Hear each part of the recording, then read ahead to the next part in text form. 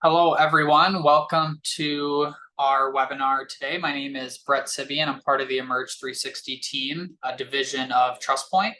I will be covering 5 ways to trick yourself into saving and investing more. A lot of this is focusing on retirement savings and also some budgeting guidelines. As a reminder, there's one more webinar that will be on Thursday evening, and that will cover Social Security benefits and other questions around that. So without further ado, like I said, my name is Brett Sebion. I'm a financial coach here at Emerge 360. Heather Jordan is managing director of Emerge 360 and also our certified financial planner, works with all of our individual clients in that capacity. Both of us have been with TrustPoint for a little over 5 years, operating in different capacities. All right, so we're gonna talk about 5 ways to trick yourself into saving and investing, and then some follow up with some resources. So, the environment that we're currently in, high inflation, things are starting to cost more. It's never been a better time to take a step back, think about your budget, and kind of reevaluate where you can take control of some areas of your financial picture. So just keep that in mind as we're talking about best practices and different guidelines. But first, I want to share some stats with everybody. This is from a survey done by Capital One and the Decision Lab. So 77% of Americans are anxious about their financial situation. 58% feel that finances control their lives. A little over half have difficulty controlling their money-related worries, but only 32% of US households prepare a monthly budget. So a budget is something that is a lot easier said than done. And it seems really simple, and it can be, but being able to implement that into practice can be very impactful. So for all of our individual clients here at TrustPoint and Emerge that go through our financial planning process, the first step to that process is going through a budget and seeing where you spend, how you spend, and working around different ways that you can adjust and allocate some of those monies or more of those monies to retirement. So number 1, create a budget. Does it really matter? Why is it important? Yes, it really matters, and yes, it is important. And really what it does, it provides a framework around a way to evaluate spending and savings priorities. So when we have people go through and creating a budget, you want to split your expenses out in fixed and variable, right? So fixed are expenses that you absolutely have to spend money on. That is not changing, right? Rent, mortgage, car payments.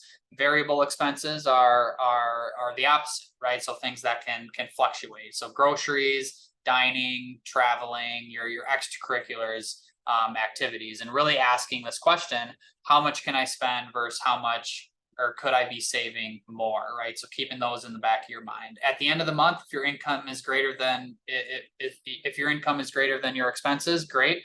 Look at increasing your retirement savings. If income is not greater than your expenses, where can you adjust within the budget to make sure that you can kind of flip that equation and making sure that you're earning more than you're spending. And really creating a budget provides a greater peace of mind. So Schwab's survey found that 54% of Americans with a written plan feel very confident about reaching their financial goals versus 18% without a plan, right? So it really provides that roadmap for us to feel comfortable with our finances and feel like we have a little bit of more control when it comes to having a budget and being able to save for retirement. Some guidelines that we like to talk about within budgeting is called the 50-30-20 rule. So 50% of your budget should go towards what you actually need to live, right? Housing, food, transportation. 30% of your budget towards your wants, so extracurriculars like going out to eat, traveling, restaurants, and then 20% of your budget go towards your savings. That includes retirement savings, right, which is around that 10 to 15% range, and then it also includes your emergency fund, which we'll get into a little bit, and then also any extra debt payments. So again, 50-30-20 rule, a general guideline that we like to let people know, to have in the back of your mind and apply to your own situation. There's a couple of debt management guidelines that we also like to follow, but just wanted to throw in a couple charts. that has to do with credit card balances and housing affordability. So we all know that the cost of housing has gone up and the affordability has gone down, right? As interest rates have risen and housing prices have risen. So home buyers need to earn $115,000 to afford a medium priced US home, which is more than ever before. Affordable by this definition in this study means the home buyer spends no more than 30% of their income on their monthly mortgage payment. So, if we live in the Midwest here, we're in La Crosse, Wisconsin, it's generally not as expensive as some of, different metro areas around America, but this is just a general figure average that this study used. So we all know that it's gone up, but we can see this chart going from the lower left to the upper right. Affordability is getting more and more expensive. So and then credit card balances. This goes all the way back to 2017. So consumer credit card balances have gone up, right? And logically that makes sense that things have gotten more expensive, especially over the last 12 to 18 months. So with all that being said, how should I manage my debt? How should I manage my credit card? How should I manage my mortgage? These are some more guidelines when it comes to debt management. So no more than 28% of your net income should go towards consumer debt. So net income, think of take-home pay. Consumer debt, think of auto, credit cards, etc. No more than 28% of your gross income, so pre-tax income for housing debt. So think, rent, mortgage, taxes, insurance, all your total monthly mortgage payment that you get. And then no more than 36% of your gross income, again, pre-tax income for total debt. And think about all debt in that scenario. So how much house can you afford? We talked about the no more than 28%, but this puts some dollar values, for that, right? So if you have 8,333 of gross monthly income, you should be spending no more than $2,333 on your mortgage payment, right? So everyone's situation is different. This isn't gospel, it's just a guideline. But based on these figures of having 8,300 of gross monthly income, right, in your household income, you should be spending no more than $2,300 on your monthly mortgage payment.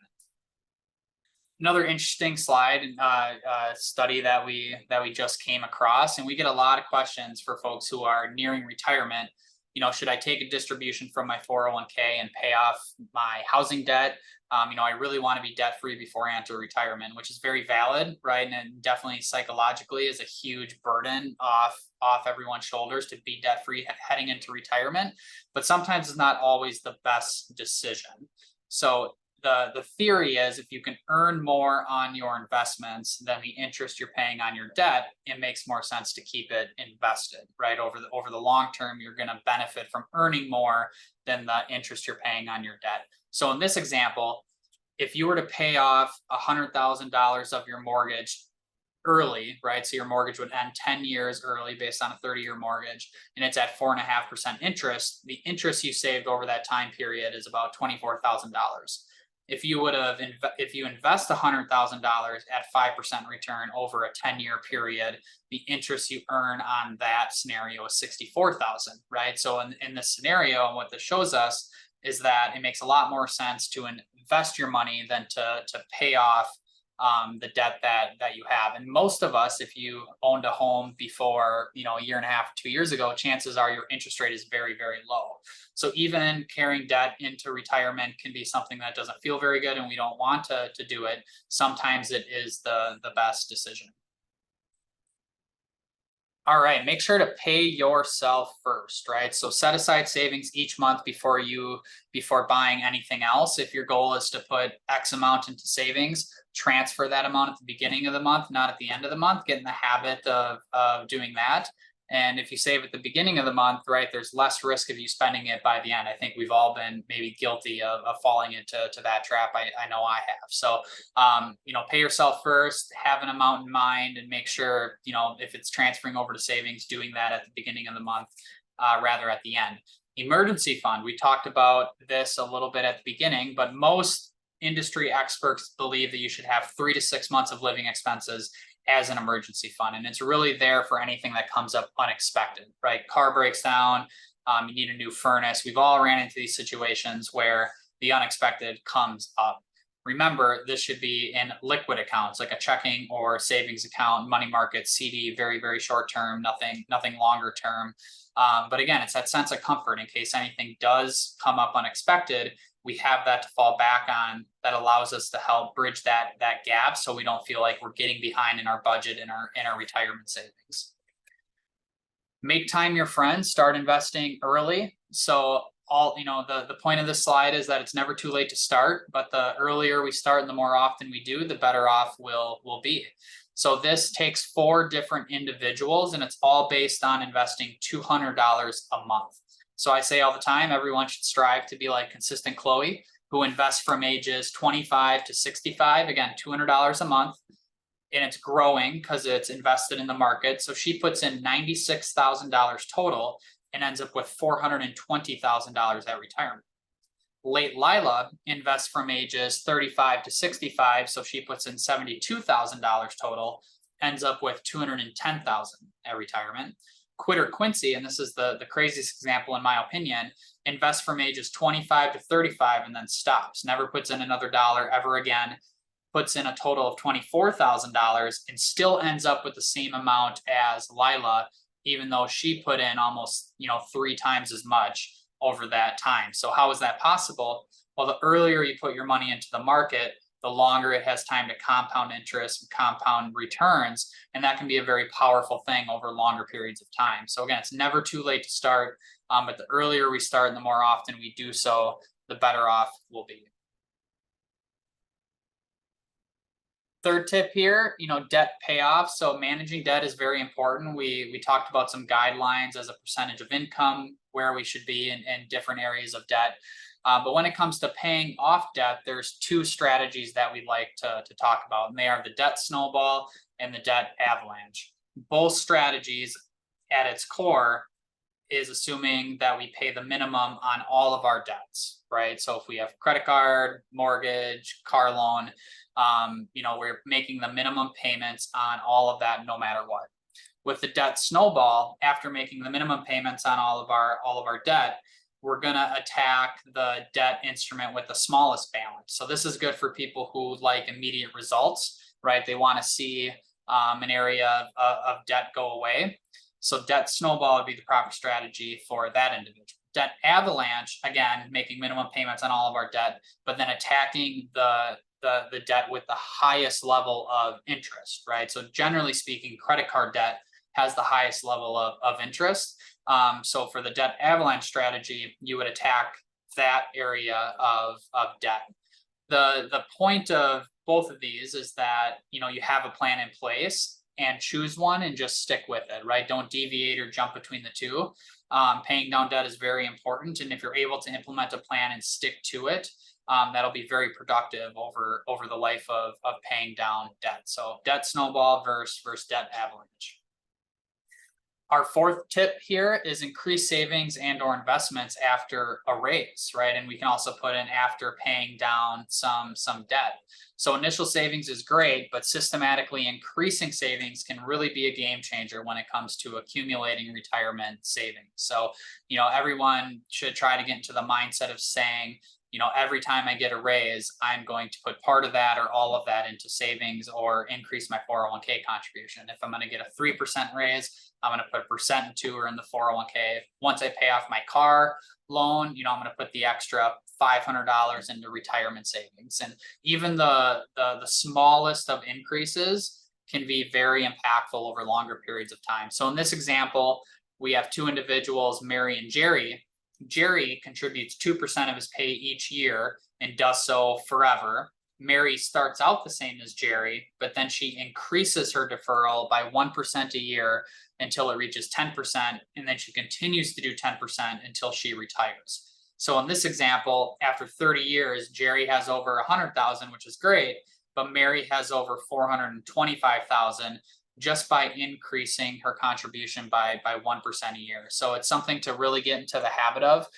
We talk all the time, if you work for an employer who is contributing an employer sponsored plan where they're doing a match, at a minimum, you want to be putting in the amount so you're getting the full match from the employer, right? And implementing the strategy of increasing 1% to get there at a minimum is great. But we really try to target 10 to 15% of income going towards retirement savings, right? So if you start out, we understand that not everybody can do 10 or 15% right away, and implementing something like this can really help get you there over time. And the long-term impacts can be drastic. So have this in the back of your mind too. The next time you get a raise, think about putting it increasing your retirement savings into your 401k or likewise.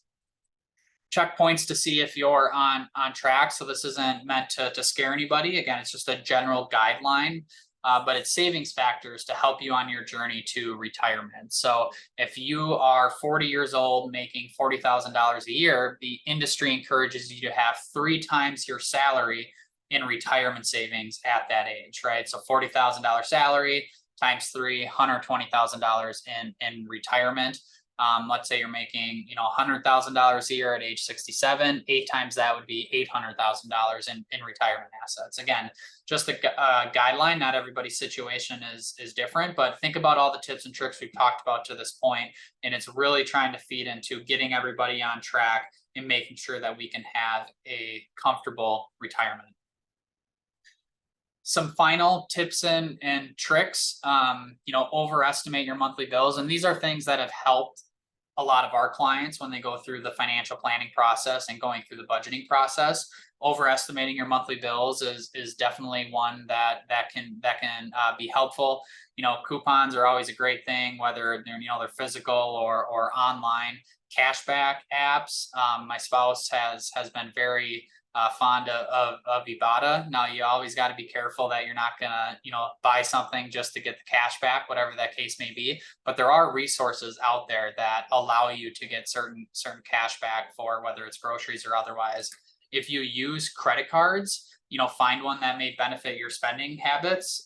We have clients who have siblings or family all over the country, so maybe it makes sense for them to get a credit card that's tied to an airline, right? If they're going to be spending money on travel anyway, might as well do it in the most productive way possible. I know there's other cashback credit cards out there as well. And then revisit your budget when there is a change, right? And some of those examples of changes are below. Maybe you got a raise or a bonus. Maybe you got a new job that included a raise or a bonus in that change. Family expands, right? You go from 1 to 3 kids, and that can change the budget drastically. So it's always good to just revisit it, but especially if there is a life change that you have. And then just kind of some final tips and tricks based off that. And this is another great example of just small changes up front and applying it to long-term savings and the impact that can have. And this is just great perspective. So in this example, if you were to save $5 a day, whether it was brewing your own coffee or some other area of spending, and you invested those weekly savings over a 30-year period, that would turn into about $90,000. If you save $15 a weekday and apply that to savings over 30 years, that would turn into $250,000. So it's really crazy to take a step back and see, okay, if I make these small changes, the impact that it has. And we always say, we're not here to, discourage you from enjoying the finer things in life, but we always have that area of spending that we can dial back on, right?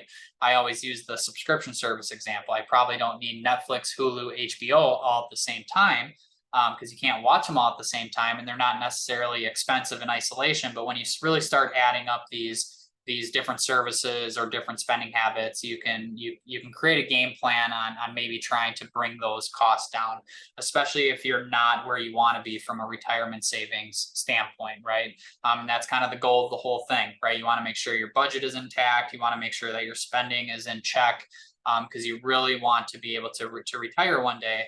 And staying disciplined and using budgeting and using some of the tips and tricks we talked about will help you well on your way. So some resources, how Emerge 360 can help. So again, Emerge 360, division of TrustPoint. We do investment management and financial planning for relationships $50,000 and up. That's not per account.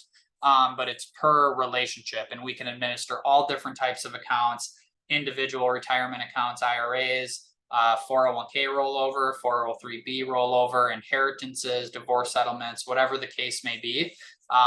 Built up cash savings, we can administer those types of accounts. And the benefits of this service is being able to work with us in a more of an advisory capacity, going through financial planning services, investment management services, and really, creating a plan that helps you feel comfortable when it comes to retirement savings, and making sure that you're accomplishing your goals along the way to retirement and also in retirement. So if anybody has any questions or wants to schedule a meeting, there's some QR codes there to check out the website or to schedule a meeting with us. But that is all I have. So I appreciate everybody's time today. Hopefully you took away some tips and tricks and saw some value.